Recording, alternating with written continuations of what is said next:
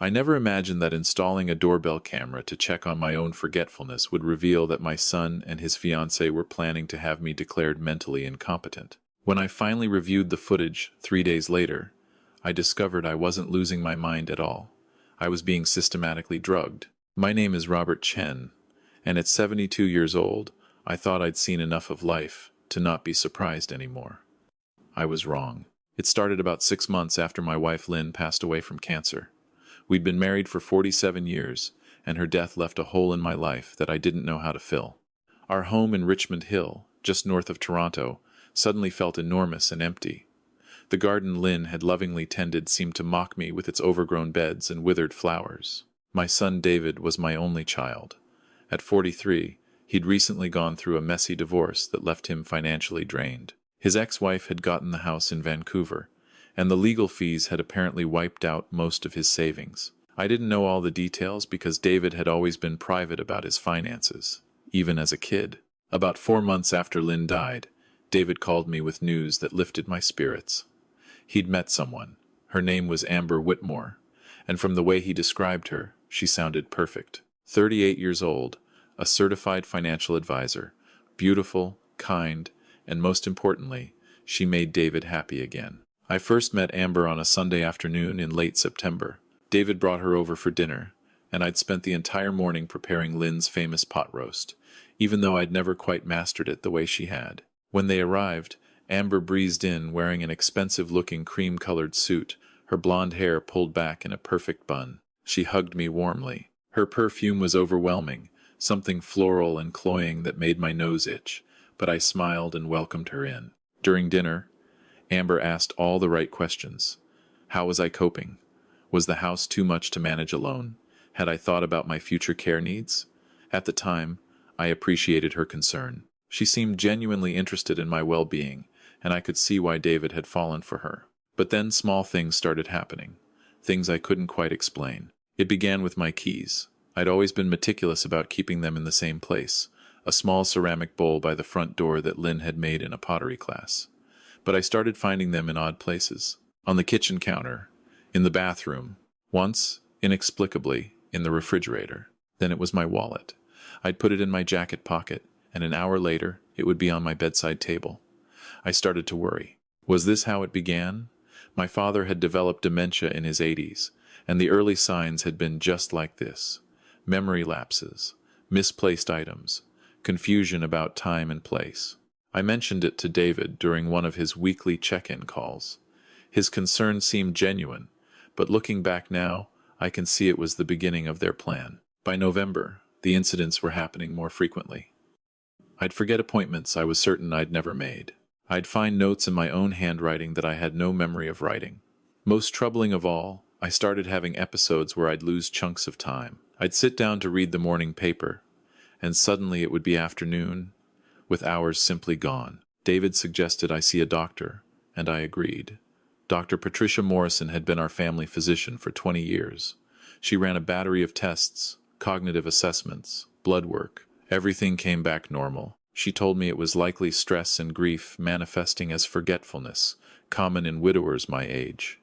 She recommended grief counseling and suggested I consider not living alone. That's when Amber really stepped into the picture.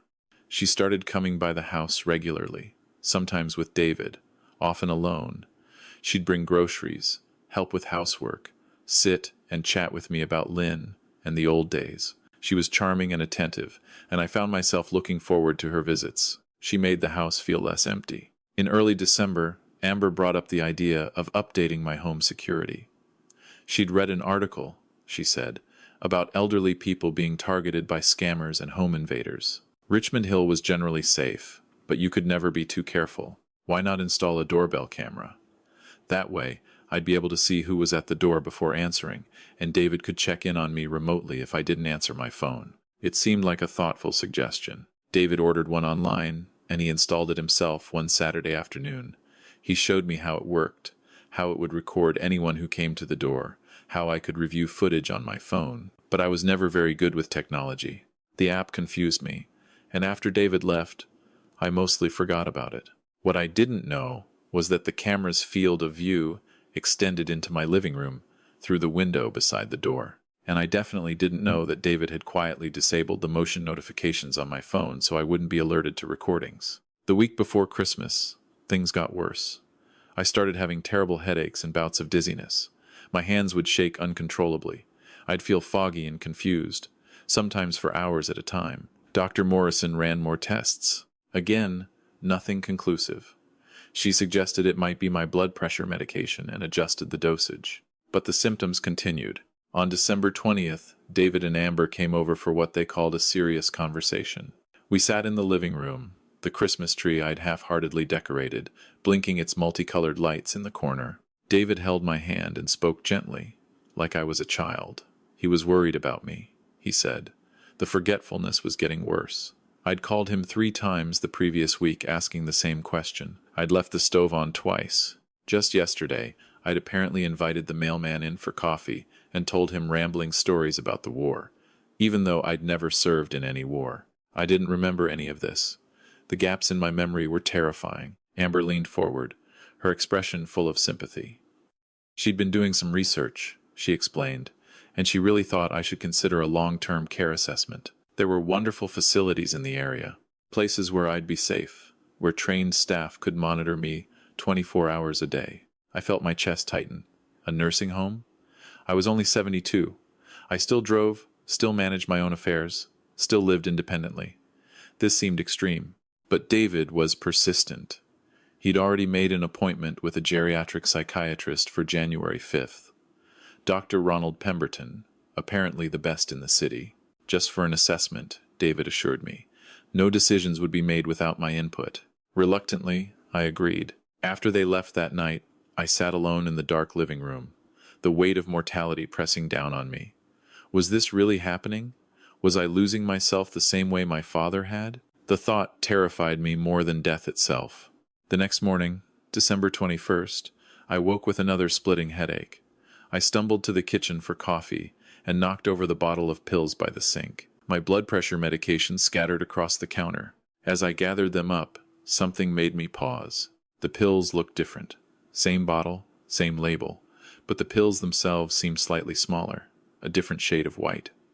I held one up to the light, turning it over in my fingers. Maybe I was imagining it. Maybe this was more evidence of my deteriorating mind. But I couldn't shake the feeling that something was off. I spent most of that day in a fog, but by evening, my head had cleared somewhat. I was sitting in my recliner, trying to focus on the hockey game, when I remembered the doorbell camera. David had said it would record everything. When had I last checked it? I fumbled with my phone, searching for the app. It took me 20 minutes to remember the password, but eventually, I got it open. The interface was confusing, full of icons and menus I didn't understand, but I managed to navigate to the recording history. There were dozens of clips. Hundreds, maybe. I started playing them randomly, fast-forwarding through footage of delivery drivers and neighbors walking by. Then I found one from 3 days ago, December 18th. The timestamp read 2:15 in the afternoon. I pressed play. The video showed Amber arriving at my door. She let herself in with a key I didn't remember giving her. The camera angle caught her as she moved through the foyer toward the kitchen. She was carrying her large leather purse and looking around carefully, as if checking to make sure she was alone. I watched, confused, as she disappeared into the kitchen. The video continued recording the empty hallway for several minutes. Then Amber reappeared, moving quickly toward the door. She paused to look at something on the hall table, picked up an envelope, examined it, then put it back. Then she left. Why had she come by when I wasn't home? Or had I been home and not remembered? I scrolled through more recordings, my heart beginning to pound. December 16th, 1:40 p.m. Amber again, letting herself in, staying for 20 minutes. December 13th, 11:30 a.m. December 9th. Every few days, she came to the house when David wasn't with her. I found a recording from December 14th that made my blood run cold. The timestamp was 3:20 p.m. The video showed both David and Amber arriving. I heard the door open and their voices, though the audio was tinny and hard to make out. I turned the volume up as loud as it would go and held the phone close to my ear. Amber's voice, "Did you switch them?" David's voice, quieter, harder to hear. "Yeah, this morning. Same bottle, he'll never notice." "What about the dosage?" "Dr. Chen said his tolerance might be." "It's fine. Half a tablet in his coffee is enough. By next week, he'll be so confused he won't be able to dress himself. My hands started shaking so violently I nearly dropped the phone. I replayed the clip 3 times, each time hoping I'd misheard, that my failing mind was playing tricks on me. But their words were clear. They were drugging me. I sat there in the darkness of my living room, the television still playing its game to an audience of none, trying to process what I'd just heard. My son, my only child, the boy I'd raised, the man I'd taught to ride a bike and throw a baseball and stand up for what was right. He was poisoning me. But why? I forced myself to keep watching the recordings. I needed to understand. The video from December 14th continued. I watched David and Amber move through my house like they owned it. The camera didn't capture everything, but the audio picked up fragments of their conversation. Amber, the appointment with Pemberton is set for January 5th. I've already briefed him on the symptoms. David, you're sure he'll sign off on the assessment? Trust me. I've worked with him before. Once he sees Robert in person, confused and disoriented, he'll recommend immediate guardianship, especially when I show him the documentation. What documentation? The incidents I've been recording. Your father inviting strangers in, leaving appliances on, the erratic behavior. I've kept detailed notes. There was a pause. Then David's voice, quieter, almost guilty. You really think this is the only way, David? Amber's voice was sharp now, no longer the sweet, caring tone she used with me. We've been over this. Your father is sitting on a $2 million property and another $1 million in investments. Once he's declared incompetent and you have guardianship, we can sell this place, liquidate his assets, and start fresh. Your divorce wiped you out. We need this. I know, but nothing. He's 72. He could live another 15 years in some care facility, burning through money on nursing staff. This way, we secure your inheritance now, while there's still something left. And honestly, given his age and the grief, he probably does need professional care eventually. We're just accelerating the timeline. I had to pause the video. I couldn't breathe. My chest felt like someone was standing on it. This wasn't about concern for my well-being. This was about money. My money. They were manufacturing a mental illness to have me declared incompetent so they could take everything. I thought about Lynn, about the years we'd worked and saved, about the life insurance policy she'd insisted on that had paid off the house. We'd built this nest egg together so I'd be secure in my old age, so I'd never be a burden to David, and he was stealing it. I spent the rest of the night watching every single recording on that camera. By 4 a.m., I had the full picture. The pattern had started in early November. Amber would come by when I was out running errands or during my afternoon nap, which I'd recently started taking because of the overwhelming fatigue. She'd switch things around, move my keys, hide my wallet, place items in strange locations. She'd take my appointment book and change dates, making it look like my handwriting. She'd even called Dr. Morrison's office pretending to be me, making appointments I knew nothing about, then calling back to cancel them erratically to establish a pattern of confusion. And the pills. I watched David switch out my blood pressure medication for something else. I couldn't tell what from the video, but based on my symptoms, the dizziness, confusion, tremors, time loss, I'd guess some kind of sedative, or possibly an antipsychotic in small doses. They'd been gaslighting me for months, systematically making me believe I was losing my mind. I found one more video that completed the picture. December 19th, just 2 days ago. David and Amber again, in my living room, speaking quietly while they thought I was asleep upstairs. Amber was holding papers. These are the power of attorney documents. Once Pemberton signs the competency assessment, we file these. You'll have full control over his finances by the end of January. And then we list this house immediately. The market's hot right now. We should clear $1.8 million easily after fees. His investment portfolio transfers to the trust I've set up, with you as the sole trustee. We can draw from it as needed. What about Dad? Where does he go? Maple Grove has a bed available. It's not the Ritz, but it's clean and adequately staffed. The monthly fee is $3,500. Very reasonable. Amber, David's voice cracked. I know this was my idea, but seeing him like this, so confused and scared, David. Her voice was firm. You're not backing out now. We're in too deep.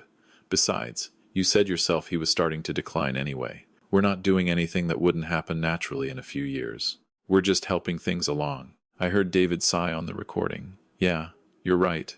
I just wish there was another way." There isn't. Now, let's go over the story one more time. When was the first time you noticed his memory problems? I watched them rehearse their lies.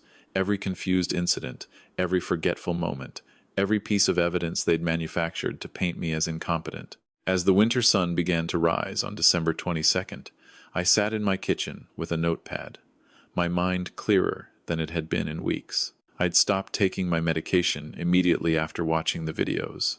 The fog was already beginning to lift. I had just under 2 weeks before the appointment with Dr. Pemberton, 2 weeks to figure out how to stop this and protect myself. But I needed to be smart. David and Amber couldn't know that I knew. The first thing I did was drive to a walk-in clinic in Markham, far enough from Richmond Hill that I wouldn't run into anyone I knew. I brought my pill bottle and told the doctor I thought there might have been a pharmacy error. The pills didn't look right. Dr. Sarah Kim, a young physician who looked fresh out of medical school, examined the pills carefully. She had them tested at the lab. 3 hours later, she called me back to her office, her expression grave. The pills were lorazepam, a benzodiazepine used to treat anxiety. Strong stuff. The dosage in each pill was 2 milligrams. If someone had been giving me even half a tablet daily without my knowledge, combined with my actual blood pressure medication, it would explain every symptom I'd been experiencing. Confusion, memory loss, dizziness, time distortion. Dr. Kim asked if I wanted to file a police report. I told her not yet. I needed more evidence first. She prescribed me my actual blood pressure medication from a pharmacy I'd never used before. She also gave me information about elder abuse hotlines and strongly urged me to seek help. I thanked her and left. My next stop was a lawyer's office. I'd never used Ronald Pemberton's services before, but I knew him by reputation, so I went elsewhere. A small firm in downtown Toronto, Murray & Associates, came highly recommended by a friend from my old engineering days. Janet Murray was in her 50s, sharp-eyed and no-nonsense. I laid out everything for her. The videos, the fake medication, the plan to have me declared incompetent. I asked her what my options were. She was quiet for a long time after I finished speaking. Then she said something that chilled me. "Mr. Chen, this is far more common than you'd think. Financial exploitation of the elderly is an epidemic. Adult children, caregivers, new spouses, the perpetrators are often the people the victim trusts most." Janet explained that I had several options. I could go to the police immediately with the evidence. They could press charges for fraud, forgery, possibly attempted theft, depending on what else they uncovered. But criminal cases moved slowly, and in the meantime, David and Amber might escalate their plans or destroy evidence.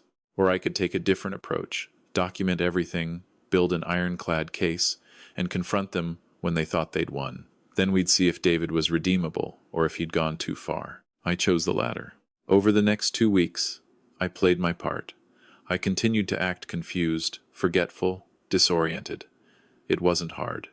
I'd spent months watching myself decline into someone I didn't recognize. Now I just had to perform that same decline deliberately. But secretly, I was documenting everything. I kept the doorbell camera running and backed up all recordings to a cloud service Janet had set up for me.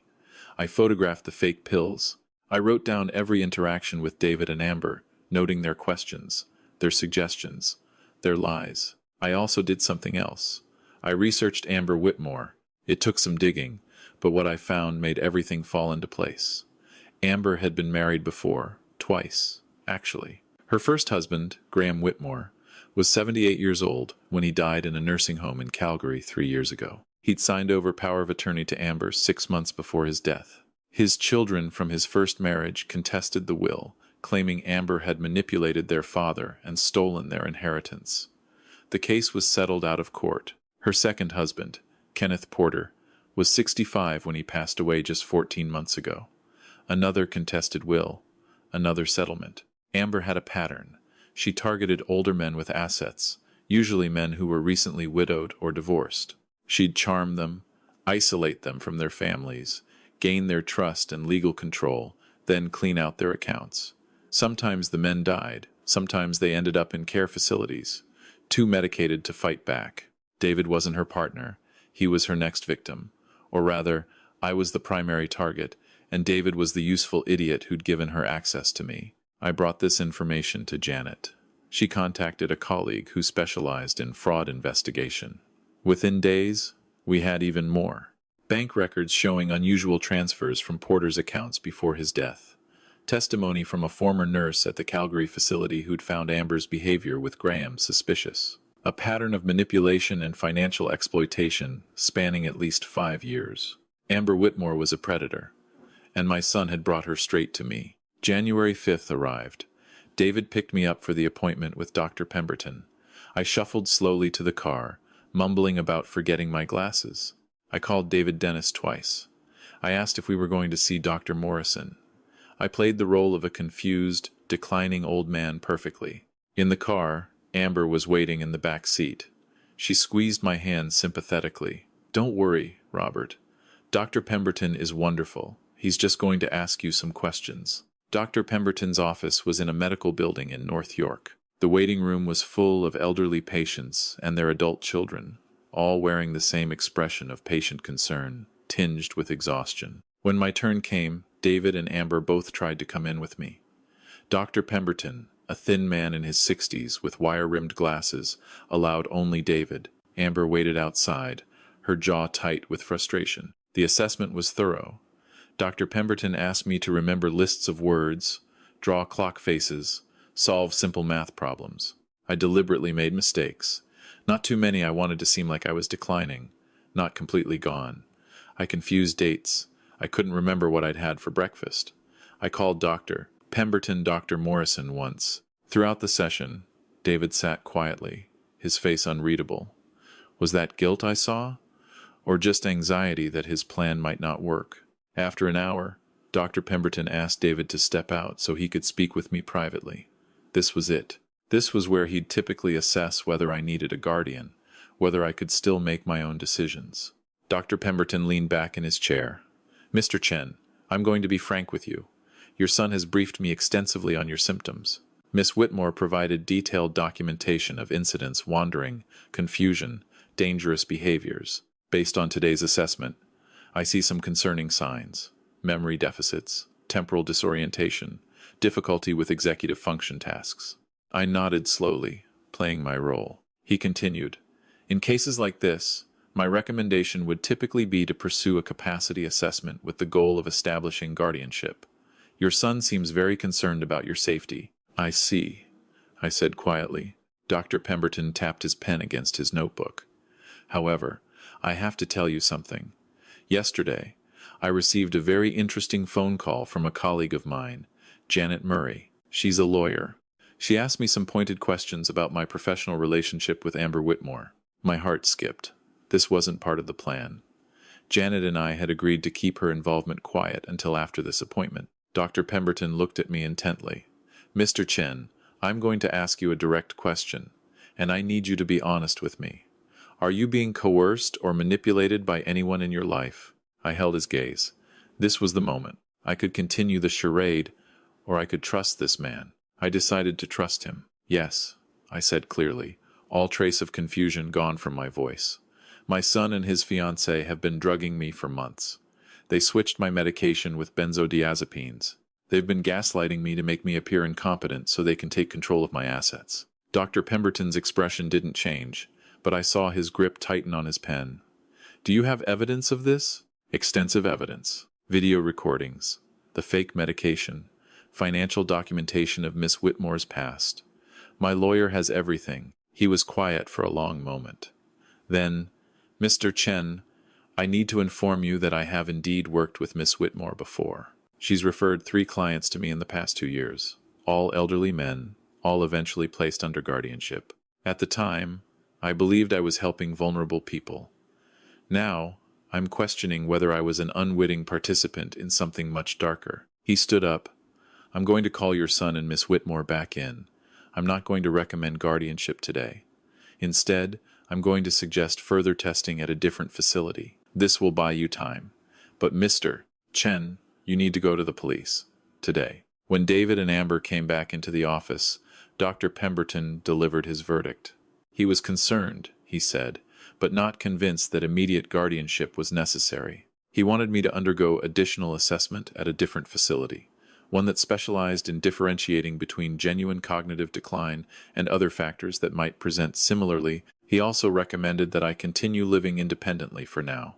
With increased family support, I watched Amber's face. Her professional mask slipped for just a moment, and I saw pure rage flicker across her features. But she recovered quickly, nodding and agreeing that yes, of course, more thorough testing was wise. David looked relieved, which told me he wasn't as far gone as I'd feared. We left the office. In the parking lot, Amber made an excuse about needing to make some calls and walked away toward her car. David helped me into his car, then sat in the driver's seat without starting the engine. "Dad," he said quietly, not looking at me. "I'm sorry." "For what, son?" He was quiet for a long time. Then, "For not being strong enough to stop this sooner." My throat tightened. "David, what do you mean?" He turned to me, and I saw tears in his eyes. "I know you know, Dad. I saw you watching me the other night when you thought I was asleep.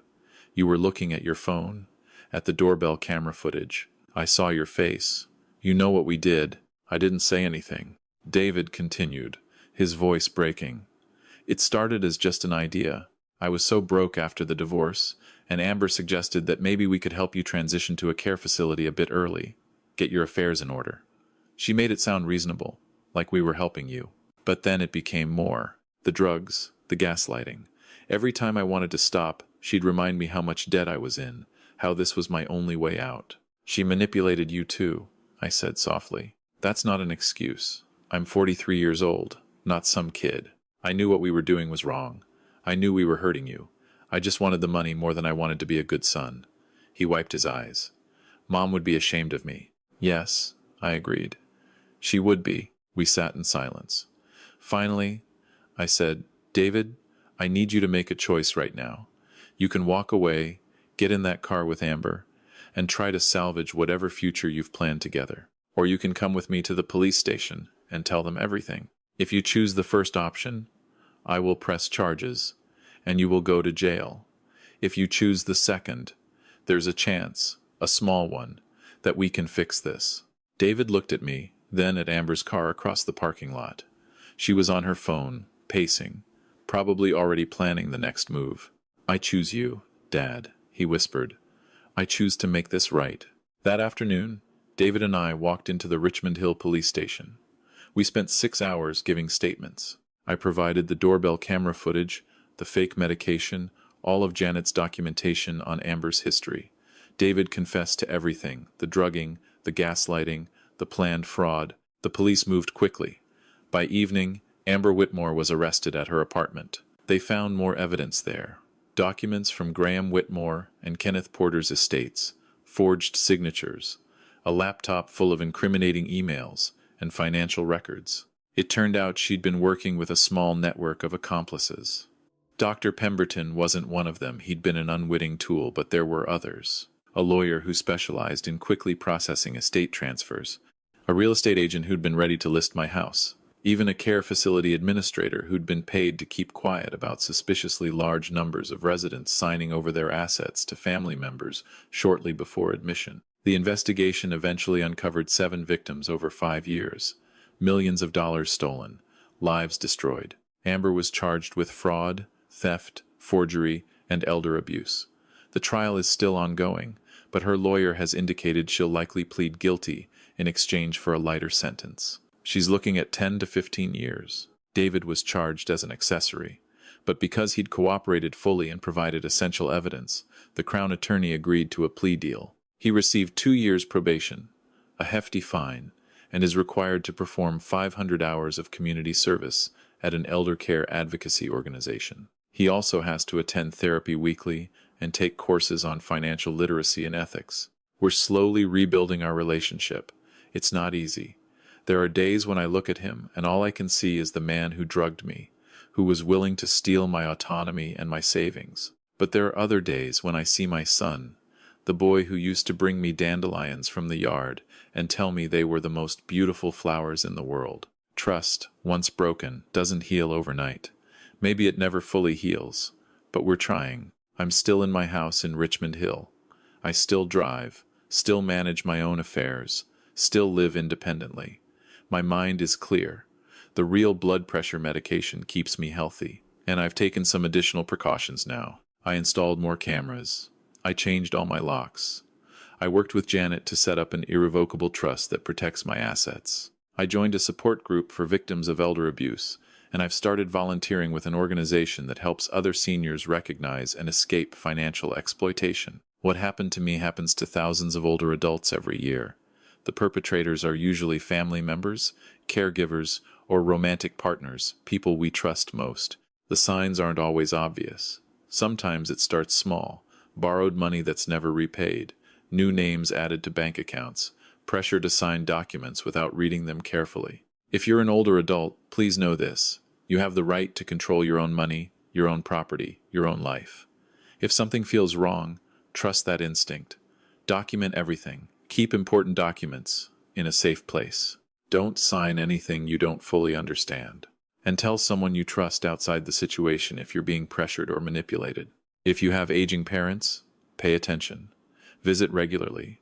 Ask questions about their finances, not to be nosy, but to make sure they're safe. Watch for sudden changes in their living situation, new people who've become very involved very quickly, or isolation from friends and family. Financial abuse thrives in silence and shame. The victims often don't report it because they're embarrassed or because the abuser is someone they love. We need to talk about this more openly, to remove the stigma, to make it easier for people to ask for help. I was lucky. I caught it in time. I had the resources to fight back. Not everyone does. Dr. Morrison still sees me for my regular checkups. She apologized for not catching the signs, but I don't blame her. The people who did this to me were skilled manipulators. They knew exactly what they were doing. As for David, he's rebuilding his life too. He got a job with a marketing firm, a real job with a salary and benefits. He's slowly paying off his debts the honest way. He calls me every Sunday, and sometimes we have coffee. Our conversations are still awkward, still careful, but they're real. Last week, he brought me flowers for Lynn's grave. We went together to the cemetery, something we hadn't done since her funeral. Standing there by her headstone, David broke down. "I'm so sorry, Mom," he whispered. "I'm so sorry for what I almost did. I promise I'll be better. I promise I'll take care of Dad the right way." I put my hand on his shoulder. Lynn would have wanted me to forgive him. She always believed in second chances, in the power of redemption. I'm trying to believe in it too. The cameras are still running at my house. I check them regularly now, but not because I'm paranoid, because I'm careful, because I learned that safety and trust aren't the same thing, and that it's okay to verify even when you want to believe. I'm 72 years old. I don't know how many more years I have, but I'm damn sure going to live them on my own terms. Nobody gets to take that from me again. To anyone reading this who sees themselves in my story, please reach out, talk to a lawyer, contact Adult Protective Services, call the Elder Abuse Hotline. You don't have to face this alone. You don't deserve to be victimized by the people who should be protecting you. And to those of you who have aging parents or relatives, be vigilant, be involved, ask the hard questions. Sometimes the greatest gift you can give someone is simply paying attention. What happened to me was a betrayal, but it was also a wake-up call. Not just for me, but hopefully for others. We need to protect our elders better. We need to listen when they tell us something is wrong. We need to create systems that make it harder for predators like Amber to operate. I'm working on that now. Advocacy, education, supporting legislation that strengthens protections for seniors. It's become my purpose in these later years of my life. Lynn used to say that we're not defined by what happens to us, but by what we do afterward. I'm choosing to do something. I'm choosing to make sure my experience wasn't in vain. If my story helps even one person recognize the signs or find the courage to seek help, then maybe, just maybe, something good can come from all of this.